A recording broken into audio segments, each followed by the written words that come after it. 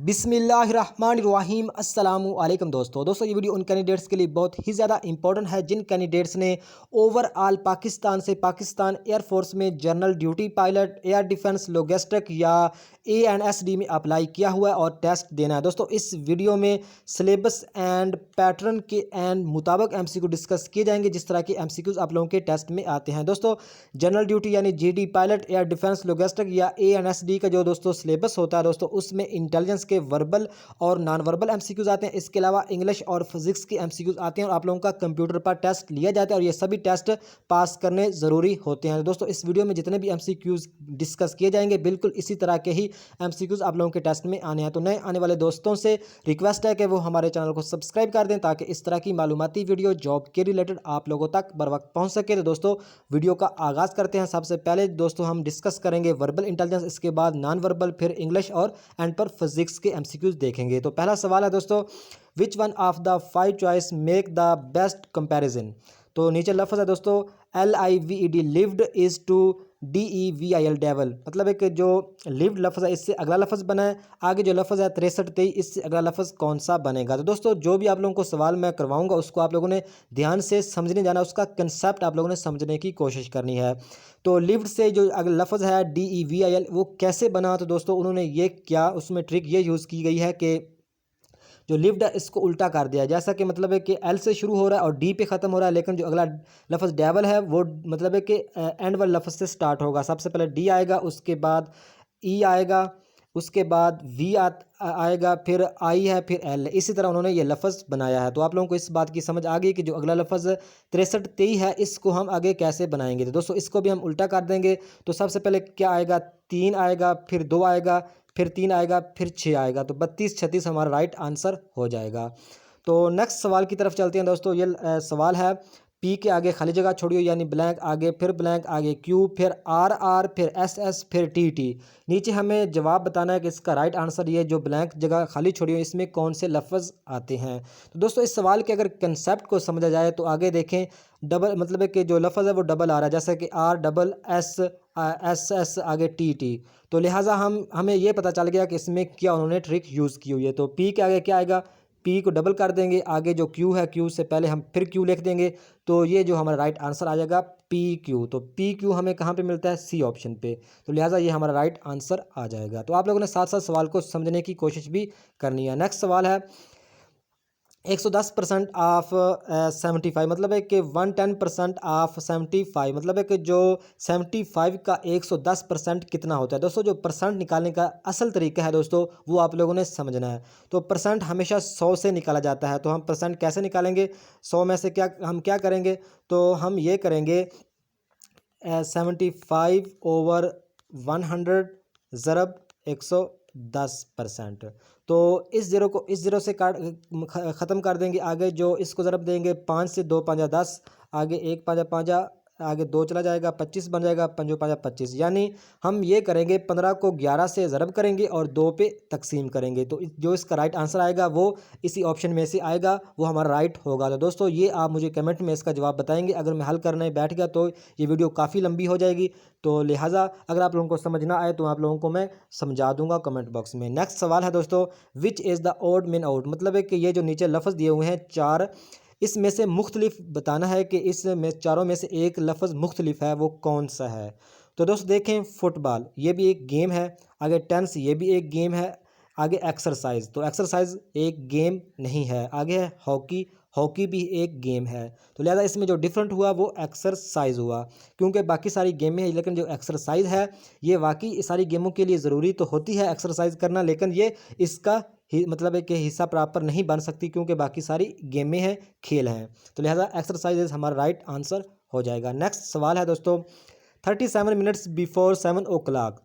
दोस्तों इस सवाल में वो ये कह रहा है कि 7 बजने से पहले, मतलब है कि जो 37 मिनट, मतलब 7 बजने से पहले 37 मिनट, मतलब है कि 37 मिनट पड़े हैं 7 बजने में, तो क्या टाइम होगा वो हमें बताना है। दोस्तों 7 बजने में अभी 37 मिनट पड़े हैं, तो क्या हमारे पास टाइम होगा। दोस्तों हमारे पास टाइम होगा 6:23 हमारे पास होंगे। तो 37 इसमें ऐड करेंगे तो 7 बज जाएगा। तो दोस्तों 23 मिनट पास 23 मिनट पास्ट 6 o'clock, लिहाजा डी एस हमारा राइट आंसर हो जाएगा। तो दोस्तों इस तरह के सवाल आते हैं, थोड़ा सा वो घुमा फिरा के पूछते हैं, पता नहीं इस सवाल में क्या है, लेकिन थोड़ी सी ट्रिक यूज़ की होती है, वो आप लोगों ने फॉलो करनी होती है। नेक्स्ट सवाल है if all males are green. तो दोस्तों इस सवाल को इस तरह समझो कि जो ऑल मेल्स आर ग्रीन मतलब है कि जो मेल हैं, लड़के हैं, उन्होंने ग्रीन कपड़े पहने हुए, बस इसी तरह समझ लो। आगे जो ऑल फीमेल्स आर रेड, जो फीमेल्स हैं उन्होंने रेड कपड़े पहने हुए हैं। तो नीचे हमें जवाब बताना है कि इसमें राइट आंसर कौन सा आएगा। All girls are orange, or all girls are green, all boys are pink, या ऑल बॉयज़ आर ग्रीन। तो दोस्तों इस सवाल में देखें तो इसमें भी छोटी सी ट्रिक यूज़ की हुई है, तो इसका राइट आंसर आएगा मेल्स आर ग्रीन। तो इसमें दोस्तों क्या आएगा, ऑल बॉयज़ आर ग्रीन। तो दोस्तों देखें जो फीमेल्स जो लड़कियां उन्होंने रेड कपड़े पहने हुए मिसाल के तौर पर, लेकिन इधर रेड उन्होंने कोई भी यूज़ नहीं किया हुआ, तो लिहाजा जो हमारा राइट आंसर आएगा वो ऑल बॉयज़ आर ग्रीन आ जाएगा। नेक्स्ट सवाल है दोस्तों 9 chickens 3 dogs and 3 cats have a total of legs. दोस्तों वो कह रहे हैं कि 9 चिकन, यानी जो मुर्गी का बच्चा होता है उसे चिकन बोलते हैं, वो 9 चिकन है, 3 डॉग्स हैं, 3 मतलब एक कुत्ते हैं, एंड 3 कैट, 3 ही कैट्स हैं। तो इनकी जो टोटल टांगे हैं वो कितनी बनेंगी। तो दोस्तों ये इसका जायज़ा बाखूबी लगाया जा सकता है, बहुत ही आसान सवाल है। जो चिकन है इसकी 2 टांगे होती हैं, जो इसकी 4 टांगे होती हैं डॉग्स की, और जो कैट्स है बिल्ली है इसकी भी 4 टांगे होती हैं। तो इसको सभी को हम जमा करके इसका जवाब निकालेंगे 38, 42, 44 या 40। ये आप मुझे कमेंट में बताएंगे इसका जो राइट आंसर क्या हो सकता है। नेक्स्ट सवाल है दोस्तों 10 people can paint 60 houses in 120 days, so 5 people can paint 30 houses in। नीचे हमें जवाब दिए हुए हैं। तो दोस्तों इस सवाल को थोड़ा सा समझे तो बहुत ही आसान सवाल है दोस्तों। 10 लोग हैं, 10 बंदों ने 60 हाउसेज मतलब 60 कमरे पेंट किए हैं 120 दिनों में। आगे जो 5 पीपल हो गए हैं और 30 मतलब एक कमरे हैं, तो वो कितने दिनों में पेंट करेंगे। दोस्तों इस सवाल को इस तरह समझें, क्योंकि वहाँ आप लोगों के पास टाइम बहुत कम होता है, तो आप लोगों ने इसको मतलब है कि हल करते नहीं बैठ जाना, आप लोगों ने सिंपल इसमें ट्रिक यूज़ करनी है। तो यहाँ पे 10 पीपल हैं, तो यहाँ पे कितने हैं, 5 हो गए, मतलब उसका हाफ हो गया। आगे 60 हाउसेज हैं, नीचे कितने हो गए, 30 हो गए, इसका भी हाफ हो गया। तो आगे दोस्तों जो डेज़ हैं ये भी हाफ हो जाएंगे। तो लिहाजा 60 डेज़ में ये मतलब है कि जो 30 हाउसेज पेंट किए जा सकते हैं। तो लिहाजा D is right option. Next सवाल है दोस्तों, ये सीरीज़ का सवाल है 33। आगे जो हमें जवाब बताना है, सवाल निशान है आगे 19, 12, 5। तो नीचे ऑप्शन में से हमें ये जवाब बताना है कौन सा यहाँ पे आएगा। तो दोस्तों सीरीज़ का कोई भी सवाल आ जाए तो आप लोगों ने सबसे पहले उसको चेक करना है कि इसमें डबल सीरीज़ है या सिंगल सीरीज़ है, या इसमें कुछ चीज़ें जमा हो रही हैं या नफ़ी हो रही होंगी, इस तरह का ही सीरीज़ बनती है। तो दोस्तों 5 और 12 का अगर डिफरेंस देखें तो इसमें 7 का डिफरेंस आ रहा है। 12 और 19 में डिफरेंस देखें तो दोस्तों इसमें भी कितना डिफरेंस आ रहा है, इसमें भी 7 का आ रहा है। तो हमें इस बात का समझ लग गई कि इसमें जो डिफरेंस आ रहा है वो 7 का आ रहा है। तो मतलब है कि 7 हम जमा कर रहे हैं, तो आगे जो जवाब हमारा आ रहा है, तो 19 में से 7 को जमा करेंगे तो कितना आएगा, 26 आएगा। तो यही हमारा राइट आंसर हो जाएगा, B is right option. Next चलते हैं दोस्तों सवाल की तरफ। वो आगे हैं नॉन वर्बल के, यानी शक्लों वाले सवाल भी आप लोगों के टेस्ट में आते हैं। दोस्तों इस सवाल को देखें मतलब है कि 8 शक्लें दी हुई हैं, जो 9वीं शक्ल है वो मिस है, वो कौन सी शक्ल होगी वो हमें ये ऑप्शन दिए हो इसमें से बताना है। दोस्तों सादा अल्फाज में समझाने की कोशिश कर रहा हूँ, तो ये ना समझिएगा कि पता नहीं इसे टीचिंग करनी आती भी है या नहीं। तो दोस्तों इस तरह के सवाल को मतलब है कि कैसे हम हल करेंगे, तो इसमें देखें पहली शक्ल को देखें, इसमें 4 मतलब एक बॉक्स बना हुआ है, उसके 4 मतलब एक कोने हैं, तो 3 कोनों में तो ये प्लस का निशान आ रहा है। हर शक्ल में देखें ये 3 कोनों में प्लस का निशान आ रहा है, लेकिन जो ये लेफ़्ट टॉप की साइड पे ये जो निशान है यहाँ पे मतलब एक नफ़ी आ रहा है। अगली शक्ल में देखें यहाँ पे ज़रब आ रहा है, आगे जमा आ रहा है। तो नीचे लाइन पे चले जाएं तो यहाँ पे सबसे पहले ज़रब आ गया, फिर उसके बाद जमा आया, फिर नफ़ी आ गया। तो आगे क्या हुआ, तीसरी शक्ल में देखें दोस्तों, यहाँ पे जमा आ गया, यहाँ पे ज़रब आ गया, तो आगे क्या आएगा, आगे माइनस आएगा। तो जहाँ पे माइनस होगा वो हमारा राइट आंसर होगा। तो माइनस कहाँ पे आना चाहिए, तो माइनस सी शक्ल में हमें मिल रहा है, तो यही हमारा राइट आंसर हो जाएगा। नेक्स्ट देखें दोस्तों शक्ल, ये भी 9 शक्लों वाला सवाल है। तो इसमें देखें, हालांकि देखने में मुश्किल लग रहा होगा, तो इसमें क्या पता नहीं होगा, लेकिन बहुत ही आसान है। तो इस शक्ल को देखें दोस्तों, उन्होंने एक जो सर्कल बना हुआ है, एक दायरा बना हुआ है, उसमें जो लाइनें हैं ये तिरछी मतलब है कि फिल की हुई हैं। ये पहली लाइन में जहाँ पे टिक किया हुआ है मैंने, तो यहाँ पे तिरछी लाइनें सभी में आपको मिल रही होंगी। जो अगली लाइन है दोस्तों, इसमें देखें तो इसमें जो लाइनें हैं, सर्कल बिल्कुल वैसे ही बना हुआ है, लेकिन इसमें जो लाइनें हैं वो सीधी आ रही हैं, बिल्कुल सीधी आ रही हैं। तो इसमें सीधी है, इसमें भी सीधी आ रही है, तो नीचे जो हमारा जवाब आएगा उसमें भी लाइनें सीधी होंगी। तो अगली शक्ल को देखें, ये 3 पूरी हैं, बिल्कुल सीधी लाइनें इसमें भी आ रही हैं। तो दोस्तों इसका जो राइट आंसर होगा वो कौन सा होगा? वो होगा हमारा right answer B is right option, क्योंकि बी में सीधी लाइनें आ रही हैं। जो इसमें देखें तो इसमें तिरछी थोड़ी सी लाइनें आ रही हैं, लेकिन इसकी लाइनें 3 मतलब है कि ये पूरे हैं, तो लिहाजा B is right option. Next सवाल की तरफ चलते हैं दोस्तों। ये भी 9 शक्लों वाला सवाल है। तो इस तरह के सवाल को कैसे हल करेंगे, यह भी पिछले सवाल की तरह ही है। इसमें देखें दोस्तों, ये इस सर्कल में 6 डॉट फिल किए हुए हैं, इसमें भी 6 हैं, इसमें भी 6 हैं, लिहाजा 3 ये पूरे हो गए। तो ये तो हमारा जवाब इन तीनों में से नहीं हो सकता। आगे इस शक्ल को देखें, ये शक्ल जो ट्राइंगल है, इसमें बीच में एक सर्कल है, आगे ट्राइंगल बीच में सर्कल, ट्राइंगल बीच में सर्कल, ये भी 3 पूरे हो गए, लिहाजा ये भी नहीं हो सकता। जो मिस है दोस्तों वो ये एक बॉक्स है, उसमें 3 डॉट हैं, इसमें बॉक्स में 3 डॉट हैं, तो लिहाजा ये हमें जो तीसरा बॉक्स होगा उसमें भी 3 डॉट ही होंगे, लिहाजा ये हमारा राइट आंसर कौन सा होगा?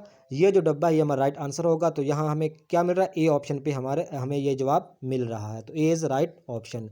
नेक्स्ट दोस्तों सवाल की बात करें तो इसमें देखें दोस्तों, इसमें भी उन्होंने यही ट्रिक यूज़ की हुई है। वो ट्रिक कौन सी यूज़ की हुई है वो मैं आपको बताता हूँ।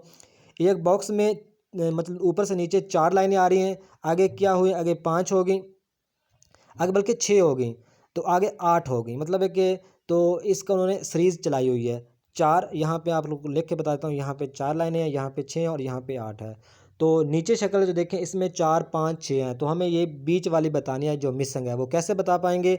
ये दोस्तों 3 है लाइनें, तो आगे क्या होंगी? आगे लाइनें जो होगी वो 4 हो जाएंगी। अगली शक्ल देखें इसमें 5 लाइनें हैं, तो जो हमारे जिस शक्ल में 4 लाइनें होंगी वो हमारा राइट आंसर होगा। तो 4 हमें कहाँ मिल रही हैं? 4 हमें ए ऑप्शन पे मिल रही हैं।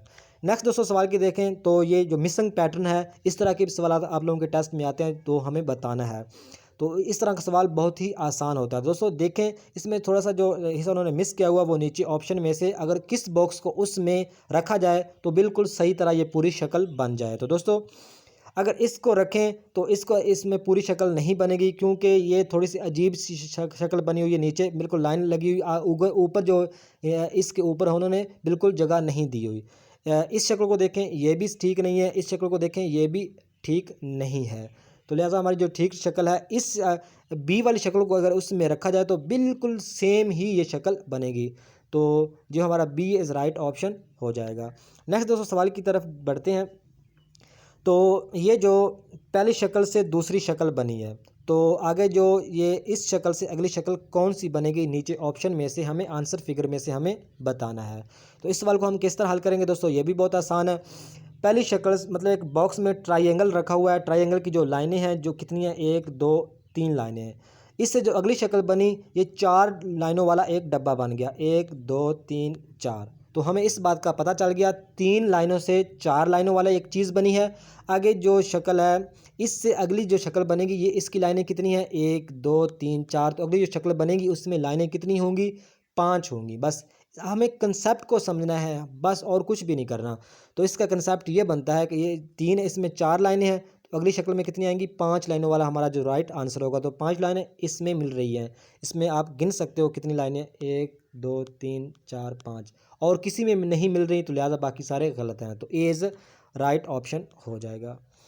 नेक्स्ट सवाल है दोस्तों, इसमें ये भी प्रॉब्लम फिगर का ही सवाल है। तो मतलब है कि इसको थोड़ा सा मैं जूम करके आप लोगों को दिखाता हूँ ताकि आप लोगों को सही तरह समझ आ जाए।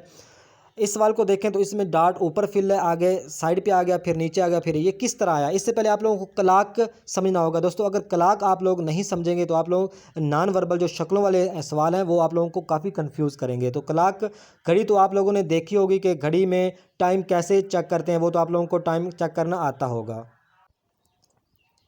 दोस्तों क्लॉक को आप लोगों ने अपने जहन में बिठा लेना कि घड़ी पर टाइम कैसे चेक होता है। तो आप लोगों को पता होगा यहाँ पे 12 होता है, यहाँ पे 6 होता है, यहाँ पे 3 होता है और यहाँ पे 9 होता है। 12 के आगे 1, फिर 2, 3 के आगे 4, फिर 5, 6 के आगे 7, फिर 8 9 के आगे फिर 10 होता है और फिर 11 होता है, आगे फिर 12 आ जाता है। तो इसी तरह जो राइट साइड पे डायरेक्शन होगी उसे हम बोलेंगे क्लॉकवाइज और जो लेफ्ट साइड पे होगी उसे हम एंटी क्लॉकवाइज। तो इस घड़ी को आप लोगों ने ज़हन में बिठा लेना, यही इस तरह के काफ़ी सवाल आप इजीली हल कर सकोगे इसी क्लॉक की मदद से। तो अब इस सवाल को हल करते हैं। तो दोस्तों ये एक सर्कल है, ऊपर डार्ट बिल्कुल ऊपर सीधा फिल हुआ हो, तो आप समझ लो कि ये 12 घड़ी के हिसाब से देखें तो ये 12 पे फिल हुआ हुआ है। दूसरी शक्ल को देखें तो ये डार्ट कहाँ पे है दोस्तों, ये 3 पे फिल है। अगली शक्ल को देखें तो इसमें डार्ट किधर है, 6 पे है। अगली शक्ल में देखें डार्ट किधर है, 9 पे है। तो अगली जो शक्ल बनेगी उसमें डार्ट कहाँ होगा, वो डार्ट होगा 12 पे होगा। वो कैसे होगा आप लोगों को पता चल गया, 12 के बाद 3 मतलब है कि 3 घंटों के बाद ये मतलब एक आगे मूव कर रहा है जो डार्ट है। तो अगला जो डार्ट बनेगा वो 12 पे होगा। तो 12 पे कौन है, ए इज़ राइट ऑप्शन हो जाएगा। तो इसी तरह का मतलब एक डायरेक्शन वाला कोई भी सवाल हो आप लोगों ने कला की मदद से उसे हल करना है। नेक्स्ट दोस्तों देखें, इस सवाल को हल करना, ये भी 9 शक्लों वाला सवाल है। तो इसको हम कैसे हल करेंगे, हालांकि देखने में बहुत ही मुश्किल लग रहा होगा लेकिन बहुत ही आसान है। देखें दोस्तों, सभी में मतलब है कि जो एक स्टार है, एक इसमें दोस्तों इस सवाल को देखें तो इसमें ये हो रहा है कि इसमें जो ये बॉक्स है, एक बॉक्स बना हुआ है, एक सर्कल है, एक स्टार बना हुआ है और एक ट्राइंगल है। तो ये सिर्फ मूव कर रहे हैं। तो ये दोस्तों देखिए इसमें ये हो रहा है कि ये इसमें एक बॉक्स है, एक ट्राइंगल जो स्टार है, ये अब आगे मूव कर रहे हैं। मूव करने के आप लोगों को एक और बता दूं, इस सवाल में क्या उन्होंने ट्रिक यूज़ की, ABCDEFGH आगे जो लफ्ज़ आएगा वो मतलब एक कौन सा बनेगा वो नीचे हमें ऑप्शन में से बताना है। तो इस सवाल को हम हल करते हैं। तो दोस्तों देखें इसमें सिर्फ डायरेक्शन का चक्कर सारा है और इसमें कुछ भी नहीं है। बॉक्स को देखें, इधर अगर क्लॉक की मदद से देखें तो 12 और 6 3 9, तो हमें आप लोग पता चल जाएगा कि जहाँ ये बॉक्स है ये अगली शक्ल में कहाँ पे, यहाँ पे 6 पे, अगली पे चला गया 9 पे, अगली पे 12 पे चला गया। इस शक्ल में देखें तो 12 के आगे फिर 3 पे आ गया, फिर ये जो बॉक्स है ये कहाँ पे आ गया, ये 6 पे आ गया, फिर 9 पे चला गया, आगे फिर 12 पे चला गया, आगे कहाँ पे 3 पे चला गया, आगे कहाँ पे जाएगा, आगे 6 पे जाएगा। तो 6 पे कहाँ जाएगा, ये हमारी राइट आंसर, ये हमारा राइट जवाब आ जाएगा। तो दोस्तों अगर इस सवाल की समझ ना आए तो आप मुझे लाजमी कमेंट में बताइएगा, इस सवाल को मैं हल आप लोगों को फिर कर दूंगा। वीडियो लंबी ना हो जाए, तो उम्मीद है कि हो सकता है आप लोगों को समझ आ गई हो। अगर ना आई हो तो आप मुझे लाजमी कमेंट में बताइएगा। दोस्तों इस सवाल को हल करते हैं। इसमें से बताना है कि मुख्तलिफ एक शक्ल है, वो कौन सी शक्ल मुख्तलिफ है। तो दोस्तों पहली शक्ल को देखें, दूसरी को, तीसरी को, चौथी को, सभी में कुछ ना कुछ मतलब है कि लाइनों का कोई पिक्चरें मतलब है कि टेढ़ी सी है, किसी में मतलब है कि कुछ हो रहा है, काफ़ी लाइनों का किरदार है। सब इस शक्लों में लाइनों का किरदार है, लेकिन जो इस शक्ल में मतलब है कि कोई ये किरदार नहीं है। इस सवाल को आप इस तरह ही समझ सकते हैं। इसमें सिर्फ एक उन्होंने ट्रायंगल बना दिया बस, बाकी शक्लों को देखें, किसी में मतलब है कि कोई अजीब सी शक्ल बनी हुई लाइनें हैं, इसमें भी काफ़ी सारी लाइनें हैं, इसमें भी, इसमें, लेकिन इसमें लाइनें बहुत कम है, इसलिए हमारा ये राइट आंसर हो जाएगा। नेक्स्ट दोस्त सवाल की तरफ देखें तो इस सवाल को इसमें से मुख्तलिफ बताना है कि कौन सा मुख्तलिफ है। तो दोस्तों ज़रा सा गौर करें तो इसमें से एक हमें मुख्तलिफ मिलेगा। अगर पहली शक्ल को देखें, इसका तीर लेफ़्ट की साइड पे ऊपर जा रहा है। तो तीसरी शक्ल को देखें, इस तीर मुखालिफ सिमत पे नीचे की तरफ आ रहा है। तो इस शक्ल को देखें, इसका तीर मतलब है कि लेफ़्ट साइड पे नीचे की तरफ जा रहा है। तो इस शक्ल को देखें, इसका तीर ऊपर की तरफ जा रहा है। तो इसमें जो मुख्तलिफ जो शक्ल हमें बची वो कौन सी है, वो ये वाली शक्ल हमें मतलब है कि मिले मुख्तलिफ, यही हमारा राइट आंसर हो जाएगा। नेक्स्ट दोस्तों इंग्लिश के सवाल शुरू हो गए हैं। तो इंग्लिश का पहला सवाल है, how many dollars did Della save to buy a gift for a Jim. तो दोस्तों जो ज़्यादातर पेपर बनता है वो आप लोगों की जो टेक्स्ट बुक है उसमें से पेपर बनता है और ज़्यादा ग्रामर से मतलब है कि सवाल आते हैं। तो इस वीडियो में नेक्स्ट वीडियो भी बनाऊंगा, मैं इंग्लिश पे भी बनाऊंगा डिटेल से, फिज़िक्स पे भी बताऊंगा, इंटेलिजेंस पे भी और वीडियोस भी बनाऊंगा ताकि आप लोग अच्छी से तैयारी कर सकें। तो इंग्लिश का पहला सवाल है, आप लोगों के मतलब है कि जो बुक है उससे ही सवाल काफ़ी लेते हैं वो। हाउ मैनी मतलब है कि इसका सवाल है, हाउ मैनी डॉलर्स डिड डेला, मतलब एक आप लोगों का एक सबक है उसमें मतलब है कि जो डेला होती है वो मतलब है कि अपने पैसे सेव करती है गिफ्ट लेने के लिए, जिम के लिए गिफ्ट लेने के लिए। तो वो कितने डॉलर सेव करती है ये हमें इस सवाल में बताना है। तो दोस्तों 1.87 मतलब है कि जो डॉलर होता है वो सेव करती है। तो 1.87 ये आप लोगों ने ज़हन में बिठा लेना है। नेक्स्ट जो सवाल है, what should I do O God aghast, underline word mean, मतलब है कि जो अगास्ट है इसका जो मतलब है कि मीनिंग क्या बनता है वो हमें बताना है। तो दोस्तों आप लोगों ने ऑलास लफ्ज़ सुना होगा, ये लफ्ज़ मतलब है कि उफ़, औलास या इस तरह के लफ्ज़ जो यूज़ करते हैं हम, वो वरीड यानी परेशानी की हालत में यूज़ करते हैं। जो अगास्ट का लफ्ज़ है ये हम यूज़ करते हैं टेरिफाइड के लिए। तो इसका जो राइट आंसर है वो टेरिफाइड है। इस सवाल को आप लोगों ने सिर्फ याद करते जाना है। नेक्स्ट दोस्तों देखें, इंग्लिश का ही सवाल है, how issued a deary to shed the blood of a person for the health of the king. तो ये भी आप लोगों के सब्जेक्ट्स में से लिया गया है कि जो बादशाह था उसकी हेल्थ को मतलब है कि हेल्थ के लिए, सेहत के लिए मतलब है कि किसी बंदे को मतलब है कि मारने का कहा गया था। वो मारने का फैसला किसने किया था? तो वो क्या था, काजी ने मारने का मतलब फैसला किया था कि किसी इंसान को मार दें तो वो मतलब है कि उसकी बादशाह की जो सेहत है वो अच्छी हो जाएगी। तो लिहाजा बी इज़ राइट ऑप्शन। इस सवालों को आप लोगों ने सिर्फ ज़हन नशीन करते जाना है। नेक्स्ट सवाल है, दैट इज़ द प्रोपोजिशन। मतलब एक होता है प्रोपोजिशन का मतलब है कि हमें मतलब बताना है। तो जो प्रोपोजिशन होता है इसका जो मतलब होता है दोस्तों वो सजेशन होता है। आप लोगों ने सिर्फ ये याद कर लेना, जो प्रोपोजिशन है उसका जो मतलब है वो सजेशन होता है। नेक्स्ट दोस्तों सवाल है, I saw the rare light burning underline word mean. मतलब है कि जो आर ई आर रेयर, इसका मतलब क्या है? तो दोस्तों जो इसका मतलब है, इसका मतलब होता है बैक, रेयर बैक, मतलब है कि बैक इसका राइट आंसर है। नेक्स्ट दोस्तों सवाल है, choose correct form of verb he sad that he blank a lawyer. तो इसका क्या आएगा? इसमें वाज आएगा, he was a lawyer. Next सवाल है, फिजिक्स के दोस्तों सवाल शुरू हो गए हैं। तो पहला सवाल है, the unsteady flow of a flood is called. जो दोस्तों अनस्टेडी फ्लो ऑफ लिक्विड, वो उसका क्या क्या बनेगा दोस्तों? इसका बनेगा, ये इसका राइट आंसर हो जाएगा, B is right option, turbulent flow. Next दोस्तों सवाल है, the experimental value of a velocity of sound in air is blank. तो जो मतलब है कि एक्सपेरिमेंट वैल्यू ऑफ वेलोसिटी है ऑफ साउंड इन एयर, तो वो क्या है दोस्तों? वो 333 ms। ये इसका राइट आंसर है, ये आप लोगों ने याद कर लेना है। नेक्स्ट दोस्तों देखें तो, the property of bending of light around obstacles is. तो इसका जो राइट आंसर है दोस्तों वो डिफ्रैक्शन, डिफ्रैक्शन इसका राइट आंसर आता है। नेक्स्ट दोस्तों सवाल है, which is a vector quantity. तो जो वेक्टर क्वांटिटी है दोस्तों वो velocity is a vector quantity. Next दोस्तों सवाल की बात करें, in ammonia molecules the central atom N has. तो इसका जो राइट आंसर है दोस्तों वो है 3 bond pairs and 1 lone pair. In ammonia molecules the central atom N has. तो इसका राइट आंसर बनेगा 3 bonds pairs and one lone pair. तो ये आप लोगों ने ज़हनशीन कर लेना है। नेक्स्ट सवाल है, फिजिक्स का ही है, the speed of sound increase with the increase of. The speed of sound increase with the increase of. तो इसका राइट आंसर बनेगा टेम्परेचर, टेम्परेचर की वजह से ये इंक्रीज। नेक्स्ट जो सवाल है, which of the following is biogenetic product. तो इसका मतलब है कि इंसुलिन है दोस्तों। ये बायो का सवाल है लेकिन ये भी सवाल रिपीट हुआ है, इसलिए मैंने इस वीडियो में मतलब है कि इस सवाल को भी रखा है। Which is the following is biogenetic product, तो इंसुलिन। नेक्स्ट सवाल है दोस्तों, cell suspension cultures of Digitalis lanata produce. तो इसका राइट आंसर बनेगा दोस्तों, ये इसका राइट आंसर होएगा डाइगोटेसन, ये इसका राइट आंसर होगा।